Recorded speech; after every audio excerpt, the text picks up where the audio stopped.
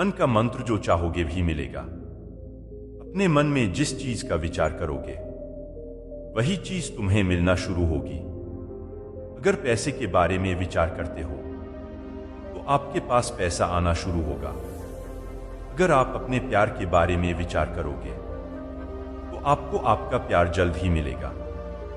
गौतम बुद्ध के अनुसार हम वही बनते हैं जो हम सोचते हैं। जिस तरह कोई व्यक्ति बुरी सोच के साथ बोलता या काम करता है तो उसे कष्ट ही मिलता है, वही यदि कोई व्यक्ति शुद्ध विचारों के साथ बोलता या काम करता है तो उसकी परछाई की तरह खुशी उसका साथ कभी नहीं छोड़ती है।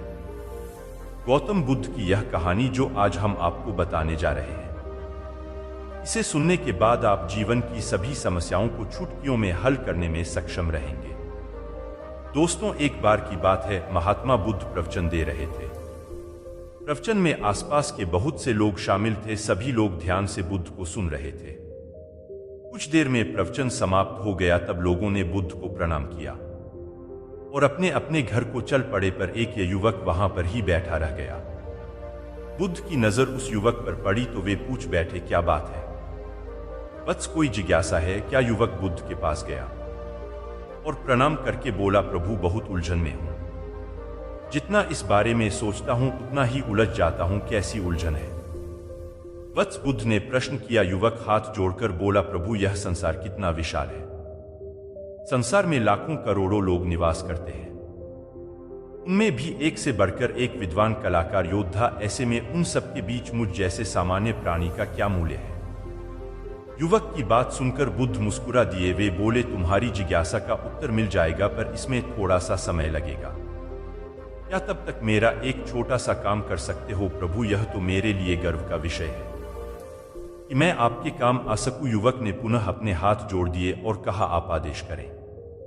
प्रभु बुद्ध ने युवक को एक चमकीला पत्थर देते हुए कहा, तुम्हें इस पत्थर का मूल्य पता करना है, पर ध्यान रहे इसे बेचना नहीं है, सिर्फ इसका मूल्य पता करना है। जैसी आज्ञा प्रभु। ऐसा कहते हुए युवक ने बुद्ध से वह पत्थर ले लिया। उसने एक बार फिर से उन्हें प्रणाम किया और बाजार की ओर चल पड़ा। बाजार वहां से ज्यादा दूर नहीं था। युवक थोड़ी देर में वहां पहुंच गया। वह सुबह का समय था, इसलिए बाजार अभी ठीक से लगा नहीं था। वहां पर इक्का दुक्का दुकानदार ही थे। युवक ने जिज्ञासावश इधर उधर नजरी। उसे एक पेड़ के नीचे एक दुकानदार नजर आया, वह आम बेच रहा था।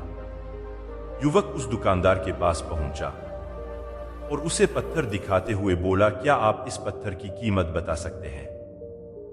दुकानदार एक चालाक व्यक्ति था। पत्थर की चमक देखकर वह समझ गया कि अवश्य ही यह कोई कीमती पत्थर है। वह बनावटी आवाज में बोला, देखने में तो कुछ खास नहीं लगता, पर मैं इसके बदले 10 आम दे सकता हूं। दुकानदार की बात सुनकर युवक को हल्का सा क्रोध आ गया। वह मन ही मन बुदायर समझता है, इतना सुंदर पत्थर और इसका मूल्य सिर्फ 10 आम, अवश्य ही यह झूठ बोल रहा है। युवक को चुप देखकर दुकानदार बोल उठा, क्या कहते हो, निकालो आम। पर युवक ने दुकानदार को कोई जवाब नहीं दिया। वह चुपचाप आगे बढ़ गया। सामने एक सब्जी वाला अपनी दुकान सजा रहा था।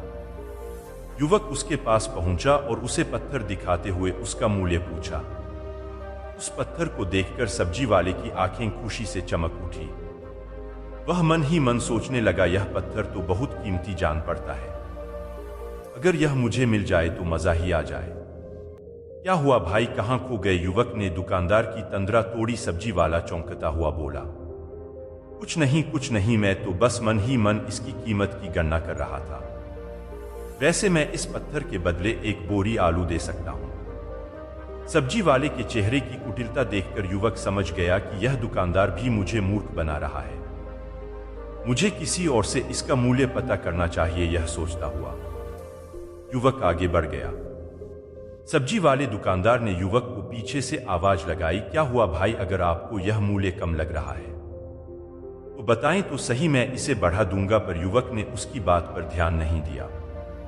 वह अब इधर उधर किसी ऐसे व्यक्ति को खोजने लगा जो जानकार हो और उस पत्थर की सही मूल्य बता सके। युवक को लग रहा था कि अवश्य ही यह कोई कीमती पत्थर है, शायद कोई जोहरी इसका सही मूल्य बता सके। यह सोचता हुआ युवक एक जोहरी की दुकान पर पहुंचा। जोहरी अपनी दुकान को अभी खोल ही रहा था। उसने युवक को अपनी दुकान की ओर आते हुए दूर से देख लिया था। साथ ही उसने युवक का हुलिया देखकर यह भी भांप लिया था, यह कोई गरीब व्यक्ति है जो संभवत कोई गहना बेचने आया होगा। जौहरी ने हाथ जोड़कर युवक को नमस्कार किया और मुस्कुरा कर पूछा, बताए महोदय, मैं आपकी क्या सेवा कर सकता हूं? युवक ने बुद्ध का दिया पत्थर अपनी हथेली पर रख दिया और बोला, इसका मूल्य पता करना था। पत्थर को देखते ही जौहरी उसे पहचान गया कि यह बेशकीमती रूबी पत्थर है जो किस्मत वाले को मिलता है। वह बोला, पत्थर मुझे दे दो और मुझसे 1 लाख रुपए ले लो। कहते हुए जौहरी ने पत्थर लेने के लिए अपना दाहिना हाथ बढ़ाया, पर तब तक युवक ने पत्थर को अपनी मुट्ठी में बंद कर लिया था। उसे पत्थर के मूल्य का अंदाजा हो गया था, इसलिए वह बुद्ध के पास जाने के लिए मुड़ गया। जौहरी ने उसे पीछे से आवाज लगाई, अरे रुको तो भाई, मैं इसके 50 लाख दे सकता हूं। लेकिन युवक को वह पत्थर बेचना तो था नहीं, इसलिए वह रुका नहीं और दुकान के बाहर आ गया। पर जौहरी भी कम चालाक नहीं था, वह उस अनमोल पत्थर को किसी भी कीमत पर अपने हाथ से जाने नहीं देना चाहता था। वह दौड़कर उसके आगे आ गया और हाथ जोड़कर बोला, तुम यह पत्थर मुझे दे दो, मैं इसके बदले 1 करोड़ देने को तैयार हूं। युवक को जौहरी की बातों में अब कोई रुचि नहीं रह गई थी। वह जल्द से जल्द बुद्ध के पास पहुंच जाना चाहता था, इसलिए ना तो वह रुका और ना ही उसने जौहरी की बात का कोई जवाब दिया। वह तेज तेज कदमों से बुद्ध के आश्रम की ओर चल पड़ा। जौहरी ने पीछे से आवाज लगाई, यह अत्यंत मूल्यवान पत्थर है, अनमोल है, तुम जितने पैसे कहोगे मैं दे दूंगा। यह सुनकर वह युवक परेशान हो गया।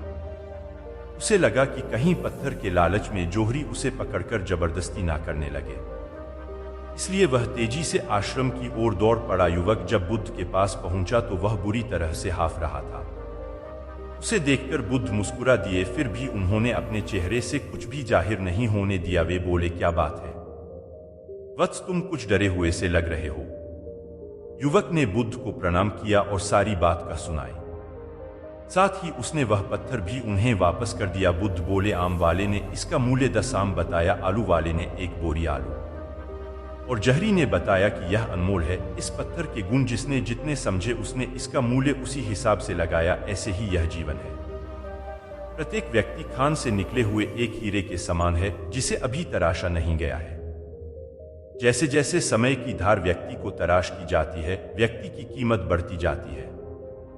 यह दुनिया व्यक्ति को जितना पहचान पाती है उसे उतनी ही महत्ता देती है। कहते हुए बुद्ध एक क्षण के लिए रुके, फिर बोले, किंतु आदमी और हीरे में अंतर यह है, हीरे को कोई दूसरा तराश होता है और व्यक्ति को अपने आप को स्वयं ही तराशना पड़ता है। और जिस दिन तुम अपने आप को तराश लोगे, तुम्हें भी तुम्हारा मूल्य बताने वाला कोई ना कोई जौहरी मिल ही जाएगा। गौतम बुद्ध उस लड़के को यह सीख देना चाहते थे कि जो इंसान अपने मन में खुद के बारे में विचार करता है वह व्यक्ति उसी के समान बनता जाता है। किसी इंसान को अगर दुनिया की किसी भी चीज से सच्चे मन से लगाव हो तो वह इंसान उस चीज को प्राप्त कर लेता है।